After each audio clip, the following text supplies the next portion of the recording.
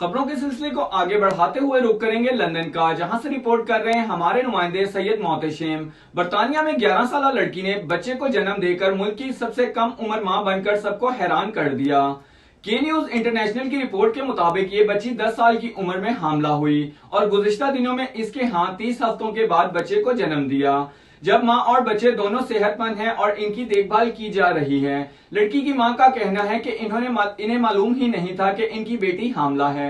लड़की का इलाज करवाने वाली डॉक्टर कैरल कॉपर ने कहा है कि आज तक मैंने किसी लड़की को इतनी कम उम्र में मां बनते नहीं देखा। बरतानिया में लड़कियों की बलोगत की औसत उम्र 11 साल था। लड़कों की उम्र में बलोगत 8 से 14 साल तक है। वाज़ेह रहे, इससे कबल ट्रीसा नामी लड़की ने बरतानिया की कम उम्र मां बनने का खिताब हासिल किया था।